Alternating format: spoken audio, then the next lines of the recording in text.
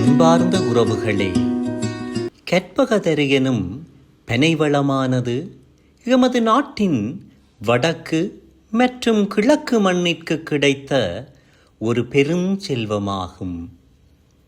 சொல்லப்போனால் எமது வடக்கு கிழக்கின் வாழ்வியலோடு ஒன்றிப்போன ஓர் அங்கமே எமது பனை மரங்கள். எமது மண்ணினதும் மக்களினதும் வைராக்கியத்தையும் கம்பீரத்தையும் நிலைபேறான இருப்பையும் பனை மரங்களின் வைரம் செறிந்த தோற்றம் எப்போதும் காட்டுகின்றது.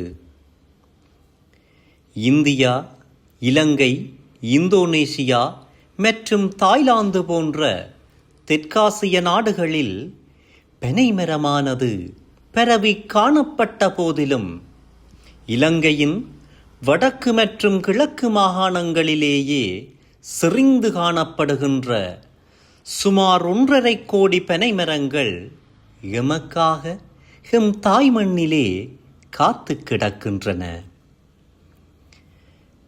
பனைமரங்களில் இருந்து எமக்கு கிடைக்கும் பயன்களும் பனைசார் உற்பத்தி பொருட்களும் ஏராளமானவை. பனைசார் உற்பத்தி பொருட்களை உருவாக்குவதிலும் அவற்றை சந்தைப்படுத்துவதிலும் எமது பனை தென்னை வள கூட்டுறவு சங்கங்களின் பங்கு அளப்பெரியது. ஏறத்தாழ யாழ்ப்பாணத்திலும் வன்னிமண்ணிலுமாக சேர்த்து 40 சங்கங்கள் இயங்கி வருகின்றன. இவை எமது உள்நாட்டின் தற்சார்பு பொருளாதாரத்தின் தூண்களாக செயற்பட்டு வருகின்ற போதிலும் தற்போதைய நவீன உலகச் சந்தையின் தேவைகளை தீர்த்து வைப்பதில் சற்று பின்னடைவையே எதிர்நோக்குகின்றன. பனையிலிருந்து உற்பத்தி செய்யப்படும் கள்ளு முதல் கைவினைப் பொருட்கள் வரை ஏராளம் இருப்பினும் நவீன உலகத்தின் தேவைக்கேற்ப அவற்றை எம்மால் தயாரித்து வழங்க முடியாத ஓர் சூழ்நிலையே இன்று வரை தொடர்கின்றது.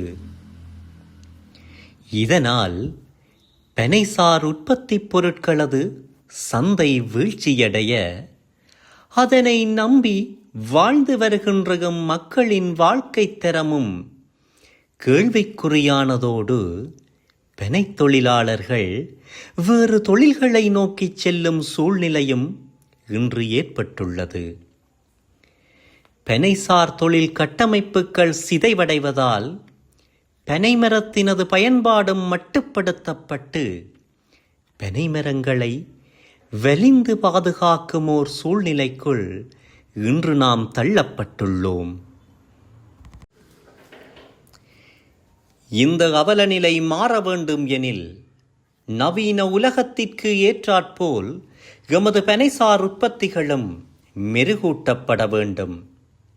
இதற்கு இன்றைய நவீன தொழில்நுட்பங்களை நாம் எமது தொழில்துறைக்குள்ளே படிப்படியாக அறிமுகப்படுத்த வேண்டும். பனைசார் உற்பத்திகளை மேம்படுத்தும் நவீன தொழில்நுட்பங்கள் எம் மக்களிடமும் எமது சங்கங்களிடமும் சென்றடையாத காரணத்தால் இந்த தொழில்துறையில் ஏற்படும் இழப்புகள் ஏராளம். உதாரணமாக, உற்பத்திக்காகவும் விற்பனைக்காகவும் பெறப்படும் கள்ளின் பெரும்பகுதியானது சரியான தொழில்நுட்பங்கள் ஏதும் மற்ற நிலையில் வீணாக தரையிலே ஊற்றப்படுவது ஒரு துன்பகரமான சூழ்நிலை அல்லவா? இங்கு வீணே வழிந்து செல்வது கள்ளு மாத்திரமல்ல, பனைமரத்தையே வாழ்வாதாரமாக நம்பியிருக்கும் பனைசார் தொழிலாளர்களது உழைப்பும் ஒரு சமூகத்தின் பொருளாதாரமும் எமது நாட்டின் தேசிய உற்பத்தி மற்றும் இலங்கையின் அந்நிய செலாவணி என அனைத்துமே வழிந்தோடிச் செல்கின்றன. பனைசார் உற்பத்தி மற்றும் ஏற்றுமதியை எவ்வாறு விரிவுபடுத்த முடியும் என எமது கல்லூரி காலங்களில் நாம் நிறையவே கதைத்ததுண்டு.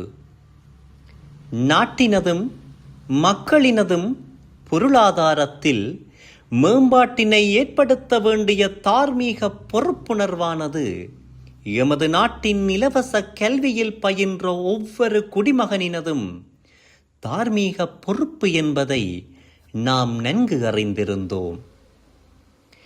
எனது கல்வியினால் எமது மக்களிற்கும் எமது சமூகத்திற்கும் ஒரு மாறுதலை ஏற்படுத்துவதை நோக்கமாக கொண்டு எனது இளமானி கற்கை நெறியில் கள்ளு மற்றும் பதநீரை சுகாதாரமான மற்றும் தரமான முறையில் கேன்களில் அடைப்பதற்கு தொழில்நுட்பத்தை ஆராயத் தொடங்கியிருந்தேன்.